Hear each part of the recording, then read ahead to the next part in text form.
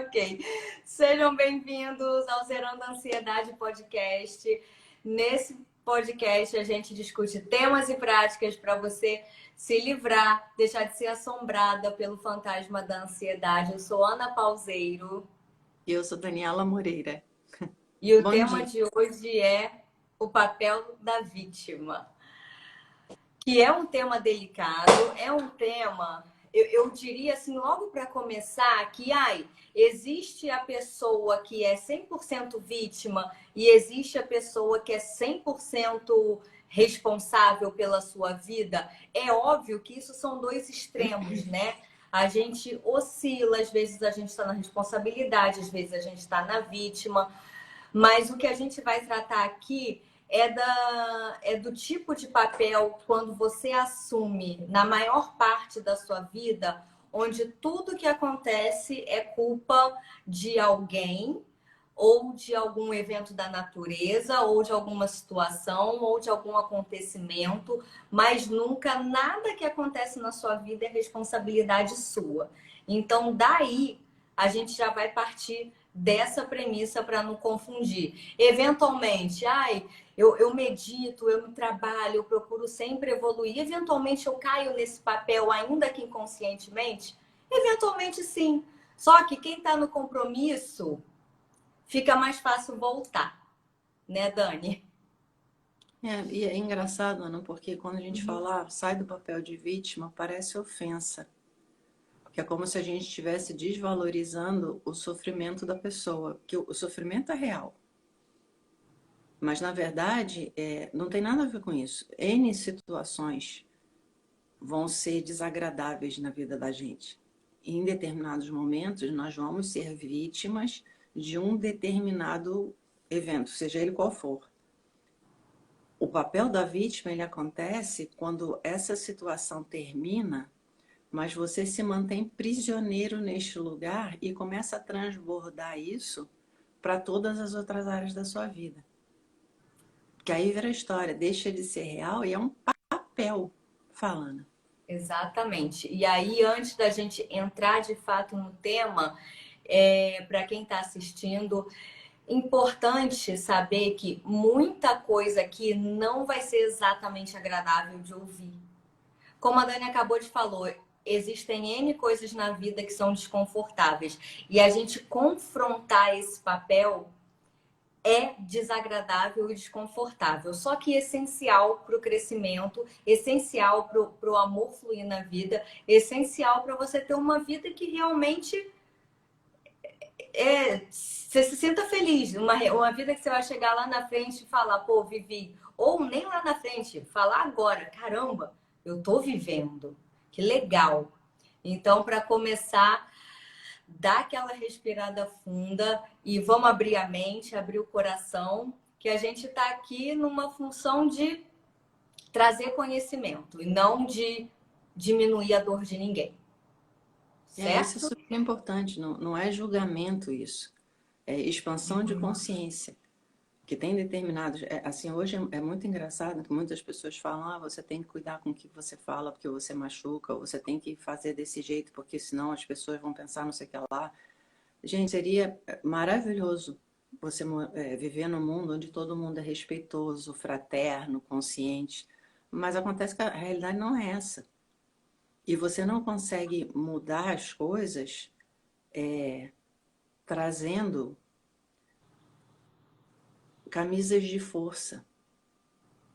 Porque qualquer coisa que você comprime, que você fecha, isso vai explodir. Na verdade, a gente tem que perceber o fluir. E o papel da vítima é quase como se fosse um disco que trava no mesmo lugar. Aquilo lá, você para de ouvir a melodia da vida e fica só com aquele ruído no mesmo lugar. Isso, naturalmente, para quem conhece a vitrola, tá? Estou falando daquela coisinha que fazia o disco grandão. Mas, enfim, até em CD acontece, que de vez em quando dá aquela travada também. E também não se usa mais, né? Se tiver alguém aí mais jovem, menina, há um certo tempo atrás, o meu sobrinho me perguntou, ele nasceu em 2008, se eu não me engano. Titia, o que é um disquete? Aí eu, Uh, Foi mais ou menos nesse esquema. Enfim, para Para começar, então. a galera tecnológica, é o bug. É o bug do computador que fica naquele.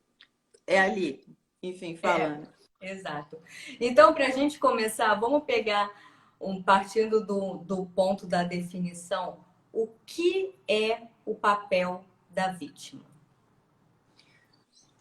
Bom, na minha opinião, é quando você imagina que qualquer coisa é mais forte do que você, em geral. Que você não tem a opção da reação, da resposta. Você não tem como mudar o que está acontecendo. E aí vem uma coisa engraçada, porque na verdade tem determinadas situações que você realmente não pode mudar a situação. Aliás, a maior parte das situações você não pode mudar a situação. Mas você tem todo o poder de mudar a sua reação a essa situação. E aí que a coisa complica. Porque o problema não é você acreditar que o mundo é cruel. O problema está em você acreditar que isso determina a qualidade da sua vida. E aí que a coisa pega. A forma que a gente arrumou de pensar, de certa forma, é megalomaníaca. Como essa coisa da globalização, da facilidade de informação, da gente saber coisas do mundo todo o tempo inteiro, a gente pensa tudo enorme. E de repente você tem que dar conta que, na verdade, a nossa vida real, ela está na distância do nosso braço. Porque são as coisas que te atingem diretamente, com as quais você tem que lidar diariamente. Por mais que me preocupe a seca dos rios da Europa, isso vai custar ser um problema para mim. Os desdobramentos que isso vai trazer para o Brasil, para a economia e para o meu salário, isso é algo que eu posso lidar. Mas eu tenho que deixar ele chegar aqui. Se eu fico com a minha cabeça lá, eu vou entrar no papel de vítima, porque eu não tenho nada para fazer com a situação da Europa. O máximo que eu posso fazer é arrumar alternativas para aumentar a minha renda aqui. Isso eu estou colocando uma coisa meio absurda, porque é para ser mais fácil de entender o conceito. Emocionalmente, a gente faz do mesmo jeito. É tipo assim, você está numa relação onde você acha que o outro tem... Eu estou vendo aqui dois sanhaços namorando, a coisa mais bonitinha, gente. Porque está dando um reflexo aqui, muito bonitinho. Pena que não dá para partilhar. Mas enfim, a gente pensa, o outro tem que resolver o meu problema. O outro tem que me fazer sentir daquela forma. O outro tem que me provar o meu valor. É esse lugar que a gente está questionando. Você ia dizer algo? Eu comentei com a Ana ontem que eu vi um vídeo de uma menina, nos padrões de beleza, ela com um certo sobrepeso, casada com um sujeito que é basicamente o corpo de um atleta, e ela colocando a quantidade de comentários estranhos que ela recebe quando eles postam fotos juntos. E sempre aquele esquema, pô, ele merece uma mulher bonita, na verdade ele só tá com ela porque ela tem dinheiro ou porque não sei o quê. E, enfim, ela vai falando e foi uma coisa que para mim foi um grande prazer ver, porque foi a primeira vez que eu vi uma pessoa nesta posição com sanidade suficiente para colocar coisas que todo mundo devia perceber. E ela dizendo, gente, a nossa relação, ela não está baseada na aparência física. E da mesma maneira que as pessoas pensam que o fato de eu ter mais corpo, né, faz com que eu tenha menos valor, o que elas não dão conta é que essa valoração pelo físico, ela dá tanto para o feio quanto para o bonito. Em ambos os casos, há um desrespeito enorme à essência da pessoa. Você está aceitando que as pessoas te julguem e te valorizem pelo embrulho. Quando você faz isso, você abre mão do compromisso de realmente ser você. E esse é o lugar perfeito para você estar o tempo inteiro na mão das outras pessoas.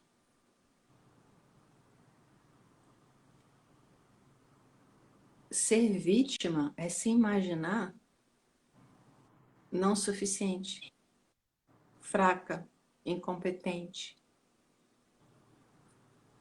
Nesse lugar, você está prisioneira.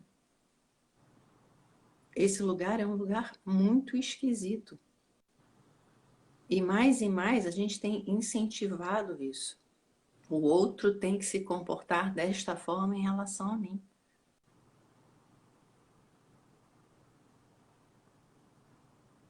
Quem tem que se comportar desta forma em relação a mim sou eu.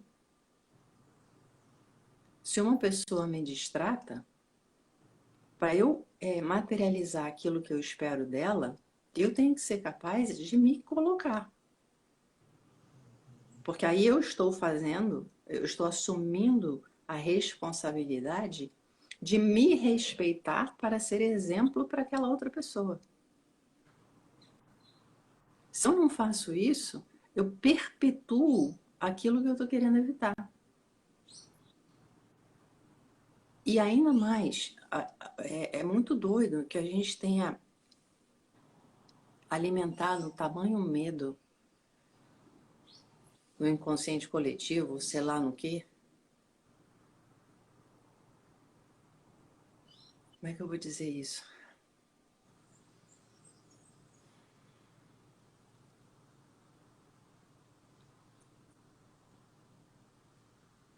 Ana, ajuda. Deu branco. O que a gente fica mais fácil de qualquer pessoa entender quando a gente fala o que é papel de vítima, basicamente, quando a Dani falou, é a pessoa que se sente mais fraca que tudo, né? Que não tem o poder de mudar nada, que não tem controle sobre nada. Óbvio que a gente não tem controle sobre a maior parte das coisas, mas sim como a gente age e ou reage a determinadas coisas. Mas no básico ali, na raiz, o que a gente consegue ver para quem está do lado de fora é aquela pessoa que não assume a responsabilidade pela sua própria vida.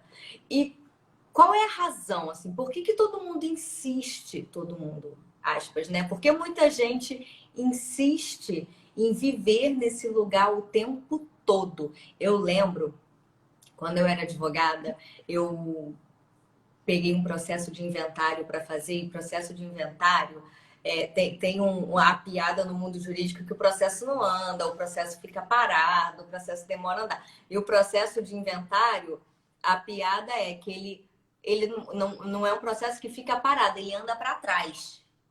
Quando você acha que vai e volta, que tem mais coisa para resolver. E conclusão, quando a gente pega um inventário assim complicado, a gente fica com o cliente muito tempo. E eu não vou revelar, né? Óbvio, nomes. Eu peguei uma cliente uma vez de um processo extenso desse que era assim: bom dia, fulana. Todo dia. Como é que tá? Tô indo. Sabe como é que é, né? Ai, sabe que meu filho aprontou isso, sabe que meu neto não sei o quê. Assim, sempre ela tava muito mal porque alguém fez alguma coisa. E daí eu parei de perguntar como é que ela tá, né? Só ligava e falava bom dia. Esse é o papel da vítima. Esse que não tem a responsabilidade, não coloca o limite. E por que muita gente insiste em estar nesse lugar? E aí eu separei quatro ideias aqui. Eu vou falar as três primeiras, vou pedir para a Dani comentar a última, que é muito importante. Em primeiro lugar, é a qualidade do meio que a gente vive. Se formou uma estrutura social por N razões que o sofrimento é bonito, que o sofrimento é valoroso, que o sofrimento é virtude, que se você está em sofrimento, você é uma boa pessoa.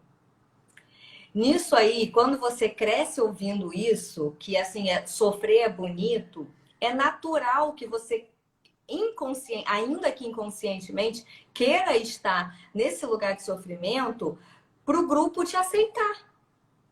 O ser humano, eu já falei isso em vários episódios, é um ser social. Os seres humanos, lá nos primórdios que se isolavam do grupo social, morriam, porque o meio era hostil. Então, estar no grupo social é uma questão de sobrevivência. Então, para ser aceito e não sair daquele grupo social, tá se perpetuando essa coisa da vítima. Só que alguém, uma hora, tem que quebrar isso, né?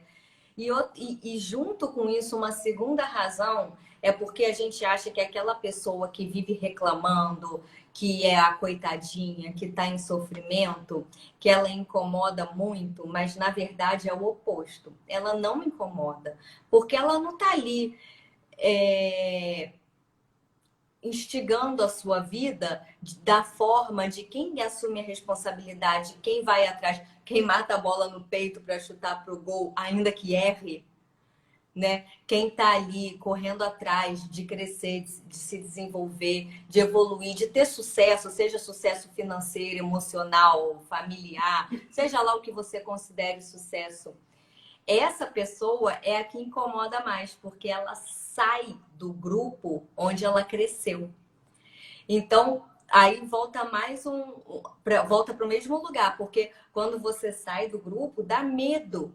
Até você encontrar uma nova tribo que esteja na mesma ideia, dá medo, que é aquela coisa, a gente sabe que não vai morrer, mas o nosso DNA, o nosso instinto, teme a morte por desaprovação do grupo. E em terceiro lugar, é a comodidade de não ter responsabilidade, né? Se tudo é culpa de todo mundo, olha que lugar incrível. Só que tem um problema, a vida não flui nesse lugar, né? Você só consegue plantar infelicidade, afastar quem você ama, acaba se tornando aquela pessoa que é chato de conviver, que ninguém mais quer a companhia. E aí reclama-se mais, entra-se mais na vítima, porque meu filho não veio me ver, porque, enfim, tem um monte de exemplos nessa situação, porque a live da Terapeuta Responde que a gente fez na semana passada é o meu marido não me dá o que eu preciso, meu marido não me dá o amor que eu preciso. Olha o lugar aí da vítima, vale a pena ver, tá salvo no Instagram. E a última razão é porque existe um ganho. E aí, essa é a coisa que quando a gente fala, todo mundo fica, não existe, não é possível, eu só sofro, todo mundo me maltrata, a vida me maltrata, o governo me maltrata, minha mãe me maltrata. Como que eu tenho um ganho nisso? Só que existe o ganho, porque quando você perpetua uma situação ruim na sua vida, existe um ganho. É isso que eu queria que a Dani comentasse. Porque qual é o ganho de estar no papel da vítima? Voltando para onde me deu branco, né? Tava falando do medo geral. Uhum. Esse medo fez a gente olhar o desafio como algo que não deve acontecer. E vai responder exatamente isso que você está falando, Ana. Por que que a gente... qual é o ganho de ficar nesse lugar? A O Rosiane ganho está comentando aqui, essa pessoa nunca está satisfeita. Por mais que alguém queira satisfazer, exatamente isso, Rose. Por mais que alguém queira satisfazer essa pessoa, não, mas eu amo demais, eu vou tentar ajudar. Você vai lá, joga o mundo aos pés dela. E nada acontece. voltando para o raciocínio. Na verdade, a coisa do desafio, ela foi sabotada pela reação ao conceito de mérito. Mérito virou uma coisa ofensiva, quase. O que as pessoas não dão conta é que você só tem a sensação de preenchimento a partir da expansão que acontece dentro de você quando você trabalha o suficiente para chegar à excelência. Esse movimento deveria ser incentivado desde o mais remoto momento de existência humana. Porque a gente precisa, e é até muito engraçado que as pessoas não dão conta, que a saúde depende disso. A coisa está ficando tão bizarra que tem muita gente criando um mundo estéril. para não adoecer. Mas o problema é que o sistema, ele se supera enfrentando desafios. Isso, inclusive, no sistema imunológico. Você tentar facilitar a sua vida significa diminuir a possibilidade do seu próprio crescimento. Por que que a gente faz isso? Porque a gente não quer sentir a dor. Só tem um problema. No momento em que você mantém a dor dentro de você travada, todo o sistema começa a adoecer. Pensa bem, é como se você tivesse uma caixa d'água que entrou sujeira ou sei lá o quê, e você ignora. Você vai começar a beber água suja. E vai pagar o preço disso. Ah, mas eu não quero ter o trabalho de limpar. Isso aí é responsabilidade de não sei quem. Amigo, pode ser responsabilidade de quem quer que seja. Mas quem está bebendo água suja é você. Aliás, o Rio de Janeiro viveu isso um bom tempo. Exatamente porque as pessoas não se colocaram e exigiram determinadas coisas que estavam no seu direito e na sua obrigação cidadão. Eu estou trazendo essas coisas mundiais porque a gente não dá conta que cada pessoa é uma pedrinha que a gente joga no lago. Essas ondas, elas vão se propagando até virar tsunami. E a gente olha lá adiante para o tsunami dizendo, gente, mas não fui eu que criei esse tsunami. Alguém tem que resolver isso. Não todos nós estamos criando tsunami quando a gente se dá permissão para ficar nesse lugar de mimimi. Entrou uma farpa no meu dedo. Por mais que seja complicado eu tirar sozinha, se eu fingir que aquilo não está lá ou ficar esperando alguém tirar, daqui a pouco meu dedo vai estar desse tamanho e eu vou estar com dor desesperada. E tem vantagem, a Tiana falou, pode falar, eu tô dói, eu não posso fazer isso hoje. Puxa vida, eu não vou poder ir ao trabalho. Você vê, sabe, parece ridículo. E a gente faz isso em várias proporções diferentes, mas na verdade a gente quer que alguém diga, poxa, coitadinha de você, deixa eu fazer um curativo, dá um beijinho no seu dedo e tudo vai se resolver. Tem determinados momentos que é super legal isso acontecer. Mas se você passa a viver só nesse lugar, o trágico é que você começa a acreditar na sua incompetência, na sua fraqueza, na sua falta de valor. E é maluco porque, por exemplo, óbvio, tem situações extremas, como, por exemplo, casos de abuso sexual. A marca que uma coisa dessa deixa é absurda. É uma das dores mais profundas que um ser humano pode enfrentar. E eu tive o privilégio de conhecer muitas pessoas, homens e mulheres, que passaram com isso muito pequenos, passaram por isso muito pequenos. E durante muito tempo acreditaram que não havia como sair da dor. Até encontrar a meditação. Quando você começa a olhar para você mesma, você começa a dar conta que o passado ele tem uma função, que é a de fazer você perceber a força que você tem para sobreviver. E não limitar você num lugar machucado.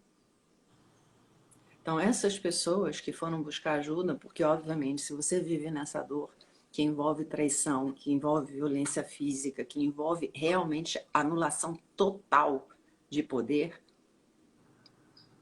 você vai no desespero. Mas aí, quando você começa a meditar, quando você começa a olhar para você, você percebe que isso não foi capaz de te quebrar em realidade. E que é uma escolha deixar isso ir. Não que isso não vá deixar uma cicatriz, você vai ter isso sempre dentro de você. Mas ao invés de fazer de você uma vítima que tem que assombrar o mundo de uma maneira pálida, você percebe que isso te dá uma capacidade maior, não só de lidar com o sofrimento, mas de perceber as pessoas e perceber principalmente que o cara que causou a dor, na verdade, é onde a doença está, não você que recebeu a violência. Porque a gente tem isso acontece comigo porque eu sou uma porcaria. Quando você começa a meditar, você percebe, não, isso aconteceu comigo. Porque o outro tinha uma história muito complicada. Porque o outro estava na inconsciência. E eu não vou carregar mais o pecado que ele cometeu. E quando você faz isso, o amor que você tem por você, ele expande de uma forma. É quase como se você, de repente, percebesse uma criança chorando e, ao invés de chegar e mandar ela engolir o choro, você simplesmente pusesse ela no colo. Sem sequer querer interpretar por que ela está chorando. Essa capacidade de se abraçar com humanidade, com fraternidade, com empatia, isso vai aos poucos fazendo você perceber que não existe nenhuma situação que seja impositiva para você se trair. Porque se manter no papel de vítima é não honrar a força que existe dentro de você. E é por isso que dói tanto. E é uma coisa que, da mesma maneira que a saúde tem uma força enorme e se alimenta, a doença também. Você vai escurecendo por dentro. Você vai se deixando de ver. Você vai começando a ficar tão distante de você mesmo que a vida não consegue mais te atingir. E isso tudo em nome de não sentir a dor. Só que, gente, tentar não sentir a dor é transformar a dor em algo ainda maior. Porque é tóxico. Ontem eu estava... uma pessoa me indicou um livro, que depois a Ana também vai indicar aí para vocês, de colocar lá o link e tal, que é muito engraçado, porque fala de mindfulness, da coisa na meditação, como a cabeça funciona, como é que a gente tem que perceber os primeiros passos de quem vai começar a meditar. E eu ainda não li o livro todo, mas em princípio eu acho que vale a pena, porque como a gente falou na live de quinta-feira, o processo de autoconhecimento é um processo de você correr atrás de conhecimento, o que significa ler muito. Então vale a pena dar uma olhada. Mas já de cara, eu achei engraçado, porque o mundo meditativo, ele é vendido, de certa forma, como um mundo de superação da loucura mental. E isso é uma parte do processo, que eu acho super importante. No entanto, não dá para ficar aí. Você conseguir voltar a ter a escolha de estar na mente ou fora dela, já é um processo de resgate de saúde imenso. Mas você tem que aprender a fluir na tua emoção sem se perder dentro dela, que é a segunda parte, eu acho, do processo de meditação e que, para mim, é a mais importante de todas. Porque a questão não é você simplesmente parar de pensar no passado, no futuro. Na minha concepção, no meu entendimento do que é estar vivo, a totalidade significa que eu estou aqui permitindo que o meu ser flua. E o meu ser é mental, espiritual, energético e emocional. Isso tudo tem que estar acontecendo. Como é que você sai de uma posição de vítima? Não só percebendo o que é do outro, mais importante que qualquer outra coisa, é conectando com aquilo que está acontecendo dentro de você e sendo capaz de expressar aquilo. Seja para o outro, seja no seu quarto, numa meditação, seja, sei lá, de outra forma que você arrumar. Mas se você não entra nessa emoção e lida com ela, você não vai conseguir acessar a força necessária para perceber que você tem escolhas. Tá dando para entender, Ana? Tá dando. Uma das coisas que as pessoas me perguntam e acham muito estranho quando eu respondo, que é quando eu falo, o que que você faz quando sente raiva? Eu falei, eu sinto. O que que você faz quando sente medo? Eu sinto o medo, eu sinto a raiva, eu sinto a dor. Tá, mas como, né? Porque falar isso assim, a gente tranquila aqui, tá tudo muito bem. Na hora que o medo invade, na hora que a dor invade, na hora que a raiva invade, o que eu faço é não reprimir emoção, é sentir. Ai, veio uma raiva enorme, eu vou dar na cara de quem deu o gatilho, né? De quem causou a gota d'água para derramar esse balde? Não. Eu sentir a raiva não significa que eu vou dar na cara de alguém mais próximo, mas significa que eu vou permitir sentir. E se eu estiver em casa num lugar seguro, eu vou bater a almofada, eu vou bater mesmo, bater, pegar e bater e socar o travesseiro, a almofada, na cama, seja onde for. Eu senti a dor, eu vou cair, desmaiar no meio da rua e me pôr a chorar? Não é isso que eu falo quando reprimi a emoção. Não, que eu vou ser atropelada. Mas eu me permito sentir a dor. Se eu estiver no trabalho, eu lembro, assim, algumas vezes trabalhando aqui, as épocas que tinha que usar a máscara na rua, às vezes eu sentia dor, botava o óculos escuro, deixava chorar, assim, por vergonha. É certo ou errado? Eu não quero que ninguém me veja na rua chorando. Whatever, era o que eu fazia. Me permitia chorar. Ou não, chegava em casa, eu me permito deitar na cama, encolher na posição fetal e chorar desesperadamente. E chorar de gritar. Se você não puder gritar onde você vive, bota a almofada na cara, o travesseiro e grita, que ó, já dá um alívio tremendo. Então, é exatamente isso que a Dani falou. A ideia da meditação para você sair do papel de vítima, para você evoluir na vida, para você sair da ansiedade, seja lá o que for, porque a meditação só faz melhorar a sua vida. Não tem nenhum registro de malefício da meditação, né? Em primeiro lugar, você sair da mente, ter o espaço de silêncio, serenidade, sem passado nem futuro, mas por outro lado vem essa coisa da meditação. Por que eu consigo não reprimir emoção atualmente? Porque eu tenho a bagagem meditativa. Porque não é fácil a hora que a dor vem. E é um lugar bastante solitário, porque só existe uma pessoa que pode sentir o que você está sentindo. Nenhuma outra no mundo, por mais que te dê o suporte, quem tem que passar por isso sozinha é você. Então é um lugar doído, porque tem dor, é um lugar solitário, é um lugar do medo. A hora que o medo toma conta, né? Eu falei da dor e da raiva. A hora que o medo toma conta, eu corro no mesmo lugar, corro mesmo, corro, para deixar aquela reação bioquímica que acontece no corpo, que é inundado de hormônios, para gastar aquilo tudo que ficou dentro e você poder recuperar. Aí quando eu falei uma vez desse negócio de correr, veio um monte de crítica, mas eu não consigo. Aposto que a galera que falou não consigo nunca tentou. Nunca tentou. E, gente, não é para correr que nem um atleta, é para correr respeitando os limites do seu corpo. Nem que seja só tirar o pezinho do chão. É um exercício fenomenal quando o medo invade.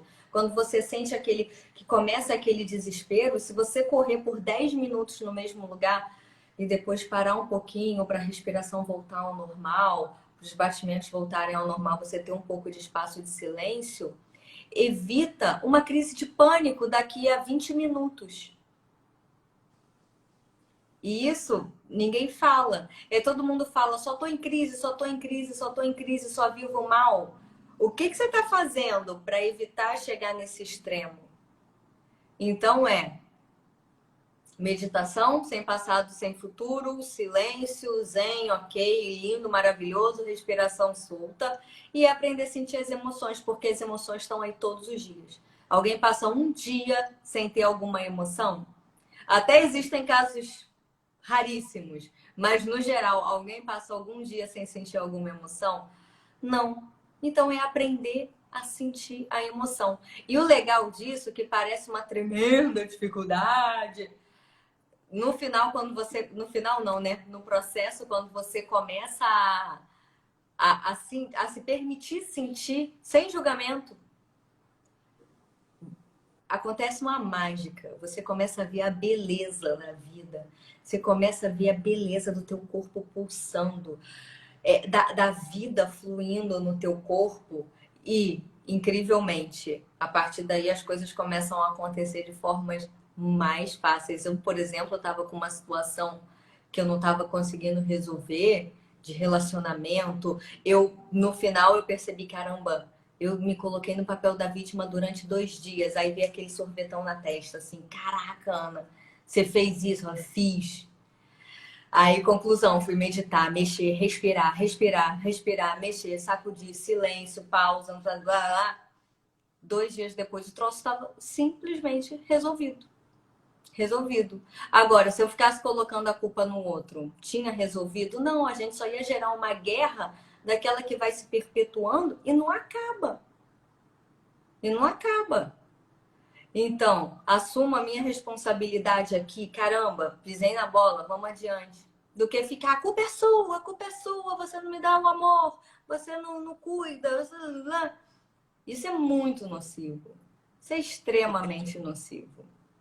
E aí, eu falei aqui de medo, raiva e dor. Quem não viu o último episódio, tá no canal do YouTube, é o episódio número 23, né? Tá lá que são as pessoas tipo medo, tipo raiva e tipo dor, onde a Dani explicou maravilhosamente bem. Porque assim, todo mundo tem medo, todo mundo tem raiva, todo mundo tem dor. Só que umas tendem mais a ser o tipo que reage no medo, outras tendem mais a ser o tipo que reage na raiva e outras ser o tipo que reage mais na dor. Vale a pena conferir esse episódio, tá muito bacana. Eu vou deixar até o link aqui embaixo também no canal do YouTube para quem quiser olhar. Aproveitando lá para trás, quando a Ana falou a história do correr no mesmo lugar, tem gente que diz que não consegue, aí volta aquela história, por que é tão importante correr atrás de informação? Para essas pessoas que não conseguem, a gente deita na cama e chuta ao comprido. Como se você estivesse correndo, mas deitado. Não precisa nem fazer em pé. Do jeito que der. E vai assim, faz 30 segundos no primeiro dia, 40 segundos no segundo, e vai desafiando o corpo, que a gente volta para esse lugar. O que a gente busca? A gente busca a sensação de contentamento interno. Como é que você vai encontrar isso se você não trouxer o tempo todo luz para dentro do sistema? Todos os desafios são presentes da existência porque são momentos de experimentação. Como é que você vai se conhecer se você não se desafiar? As pessoas dizem, eu quero uma relação. Eu quero uma boa relação. Eu quero intimidade. Eu quero entrega. Gente, como que se faz isso se você não tiver a audácia de expressar a sua verdade? Mas para expressar a sua verdade, você tem que conhecer qual ela é. Então, como a Ana falou, de repente aquilo, eu estou no relacionamento, tem um negócio que está incomodando. Aí eu começo a apontar dedo. Porque ele. De repente, a coisa meditativa faz você olhar e dizer assim, peraí, qual é a minha responsabilidade nisso? Da onde eu estou vindo? O que realmente está acontecendo dentro de mim? No momento que ela faz isso, um espaço se cria, o ar entra, a vida pulsa. Porque aí quando ela se coloca, ela sai desse lugar de cobrança para um lugar de convite à intimidade, à expansão, à entrega. E a confiança e o respeito. Isso está acontecendo em mim, eu enxerguei. Me desculpe, pus um peso extra em você. Ela vai estar vulnerável, ela vai estar se expondo. Mas é aquele tal negócio, quando ela faz isso, ela começa a perceber a pessoa incrível que ela é. Porque todo mundo é uma pessoa incrível. Desde que esteja aberta. Porque de resto, qualquer coisa fechada, sem vida, não tem peso, não tem valor. Ser vibrante, as pessoas querem amar desesperadamente com todas as células do corpo. Gente, isso tem um preço, isso tem um custo. Ou você aceita o pacote, ou não reclama de não receber o presente. E é doido, porque uma das coisas que realmente eu tenho percebido de forma violenta, cada vez mais claro, é o encadeamento do sistema, que é a meditação. É você usar o corpo para fazer um equilíbrio enérgico, de forma a aprofundar a respiração, fazer a conexão emocional. Mas a gente tem que lembrar que nós criamos um sistema muscular de estrutura física buscando a contenção energética emocional. Então a gente tem que fazer o corpo andar para trás. Sair dessa rigidez leva um tempo. Eu lembro quando eu comecei a meditar, tinha algumas meditações que você tem que fazer som. Cara, era uma tortura fazer som. Não era à toa que eu tinha amidalite crônica. Essa região minha era extremamente travada. Aquela coisa de eu não quero incomodar, eu não posso fazer barulho, eu não posso falar alto, eu não posso rir assim, eu não posso rir assado. Esse troço todo está marcado no corpo. Então, durante muito tempo, fazer essas coisas, fazer o som, me dava cansaço, arranhava a garganta, eu ficava com a sensação de dolorido depois. Conforme você vai fazendo, você vai percebendo que o corpo tinha uma tendência ao estrangulamento. Porque eu fiz ele acreditar que era necessário fazer isso para sobreviver. E aí as coisas vão acontecendo. E quando o som começou a acontecer, mesmo quando eu dava essa opção, normalmente vinha um movimento de contrapulsação, que a gente chama, dos braços e do tórax. Você fechar, então eu tentava berrar e o corpo segurava a parte mais para baixo, até eu conseguir soltar isso aqui também. Então, até você conseguir realmente abrir o canal da respiração todo para fazer o som vindo lá de baixo, tem um processo que tem que acontecer. E aí vem a importância da persistência e da disciplina, de disciplina com a meditação. Não é uma coisa para você fazer de 15 em 15 dias. Vai te ajudar? Claro que vai. Assim como você fazer uma meditação guiada todo dia, vai te ajudar? Vai. Mas aquilo, se você ficar deitadinho ouvindo alguém falar alguma coisa, isso vai ter o papel de um calmante, de um relaxante, que já é alguma coisa, melhor do que químico. Mas isso não é o caminho real para a expansão do seu ser. A expansão do seu ser vai pedir que você mova o corpo conectado com a respiração, percebendo o sentimento e fazendo o ciclo de carga e descarga do sistema. Por isso as meditações ativas, por isso elas funcionam. Porque elas têm uma estrutura científica que leva em consideração o que realmente acontece dentro do ser humano.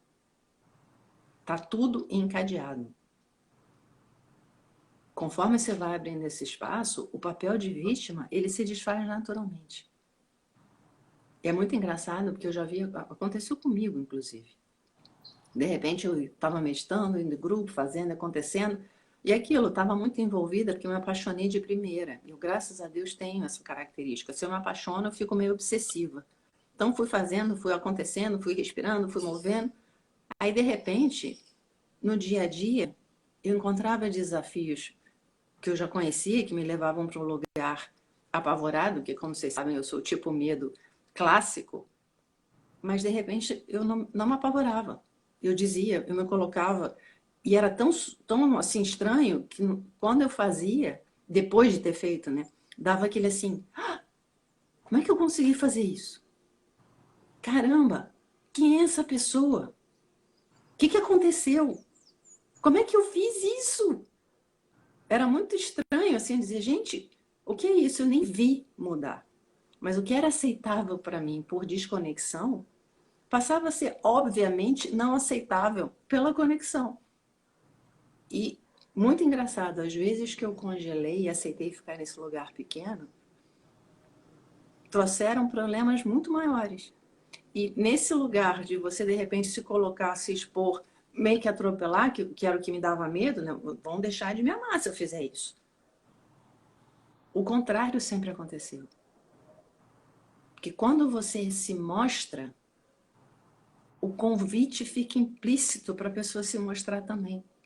É como se você dissesse, quanto mais verdadeiro você é, mais você mostra ao outro que você acredita que ele vale a pena.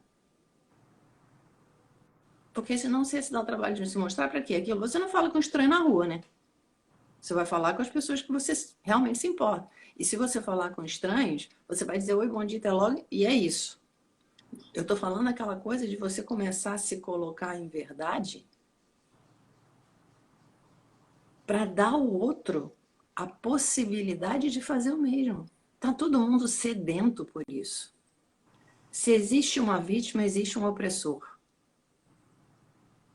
Ninguém gosta de estar no lugar de opressor. O cara que tem necessidade de oprimir, na verdade, é o cara que se sente inseguro e insignificante o tempo todo. Ele bate por medo de apanhar. No momento em que você chega e quebra esse padrão, o outro pode até ter alguma reação, mas como ele também quer colo, algo cede. Se você vira o espelho, é tipo, alguém é grosso com você, você olha e diz... Aliás, eu me lembro um exemplo muito maluco. Eu estava outro dia, eu fui comprar uma... Eu sei lá o que eu fui comprar numa lojinha. Entrei lá para pagar e eu não sei o que eu fiz tentando ajudar, que deu um crepe qualquer lá e a menina do caixa já virou e falou assim, não faz isso, não sei o quê. Aí eu dei aquela respirada assim, porque na hora eu me senti agredida. Daí eu olhei para ela e falei, gente, por que você tá brigando comigo? Eu tava tentando ajudar. Ela ficou tão, assim, de repente, sabe aquela coisa, a pessoa que dá conta que não houve uma ofensiva, imediatamente ela soltou e disse, a senhora me desculpa, eu não estava querendo ser agressiva também. E, pô, a gente brincou, riu, não sei o quê, o clima mudou completamente. Isso, aquilo, eu estou falando com uma pessoa desconhecida que, obviamente, estava com um humor esquisito num dia sobrecarregado. Mas só o fato de eu ter dito, puxa, não briga comigo. Porque, na verdade, aquilo não tinha motivo nenhum para ela brigar comigo. Eu trazer isso à luz foi o suficiente para mudar tudo. Agora, imagina se a gente fizer isso o tempo todo com todo mundo que importa. Verdade. E daí, para já nessa mesma linha do que a Dani falou, eu vou falar de outro livro que eu falei na última live também, que é A Coragem de Ser Imperfeito, da Brené Brown. Eu vou deixar na descrição do vídeo no YouTube também. Que é uma grande luz, assim, é bem bacana de você aprender, assim, de estar nesse lugar vulnerável e aberto para deixar a vida fluir, para deixar o amor fluir, para deixar que as coisas aconteçam na sua vida, para ter a coragem de começar a correr pequenos riscos e sair desse lugar onde você é a vítima, onde as coisas acontecem com você e você é obrigado a aceitar. Eu acho assim, vale lembrar, gente, que perfeição é sinônimo de morte.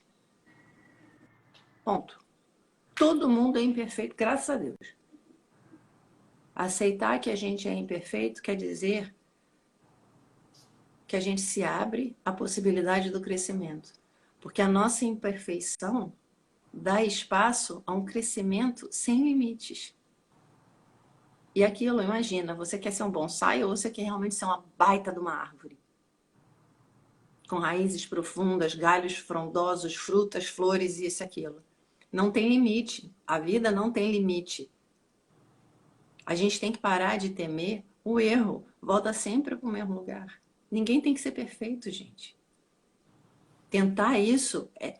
Sabe, quando eu fico vendo papo de inteligência artificial, de fazer o homem virar assim, vai fazer o homem virar assado, eu fico olhando um cansaço e falo, gente, quando é que esses caras vão... Qual é o sentido disso? Tá, você vai ser perfeito e daí? Vai ficar igual um robô? Perfeito é o quê? É ausência de emoção, uma cabeça com capacidade de guardar uma enciclopédia. Tá, e daí? Isso é um computador. Já temos isso, né? Como é que o homem floresce? Floresce sendo o senhor do seu próprio castelo. Dando conta que tá ok ser imperfeito. O que não tá ok é você ficar mentindo o tempo inteiro. Desempenhando um papel que te desrespeita, que desonra tudo que veio antes de você. Lembrem-se, nós somos resultado de todos os acertos dos nossos antepassados. Gente, a gente tem que começar a honrar isso. Não importa, aliás, isso é outra coisa. Todo mundo teve uma infância, no mínimo, desafiadora. Muitas pessoas passaram por grandes traumas na infância. No entanto, para todos aqueles que sobreviveram, lembrem-se, vocês já sobreviveram. Essa dor não é capaz de te quebrar. Porque hoje você já sobreviveu. Se ela não te quebrou lá atrás, você carregar essa dor como camisa de força, não honra o sofrimento que você teve que enfrentar. Transforma essa dor. Mergulha, eu já explico isso. Mergulha na dor, porque o tamanho da sua dor demonstra o tamanho da sua capacidade para ser feliz, desde que você deixa ela ir. A história dos antepassados é o seguinte, você tem que pensar, se os nossos antepassados tivessem falhado, as gerações não tinham permanecido. Então nós somos resultado dos acertos, porque os acertos deles garantiram a sobrevivência da nossa família. O maior presente que nós recebemos dos antepassados é uma vida com possibilidade de florescimento. E honrar essa raiz é justamente trazer frutos. Mas você não pode trazer frutos se você não assume o risco de florescer e frutificar. Vamos continuar buscando acertos. E acertos é ser imperfeito, gente. A mudança ela é grávida da alegria, do desenvolvimento, da transformação, da criatividade. Se você se fecha para isso, se você se torna estéril, a vida deixa de acontecer. Você não evita a morte se fechando para a vida. Você só morre antes. O risco é necessário. E aquilo, cada um de nós morre e nasce todo santo dia. Então vamos parar de brigar com esse troço e vamos realmente mergulhar na vida para sair desse lugar de vítima para assumir o papel de criador. Enfim, não só criador, mas cria alegria também. Exato. Galera, muito obrigada para quem esteve até aqui. Inscrevam-se no canal do YouTube, onde esses episódios ficam salvos. Curtam o vídeo, compartilhem com os amigos. E até a próxima, até domingo que vem, 10 horas da manhã, a gente faz a gravação ao vivo do Zerando Ansiedade Podcast. Antes que eu esqueça, nesse domingo eu começo com as sessões de meditação para mini grupos aqui em Niterói. Todo domingo às 4 horas. Quem tiver interesse, entre em contato em inbox. E também por a sessão presencial de meditação e respiração. Ou online. Aí a Ana já colocou lá o Chandradani05. É só me achar, mandar mensagem. Obrigada, Rosiane. E até o próximo domingo. E até a próxima, gente. Um beijo. Tchau. Tchau.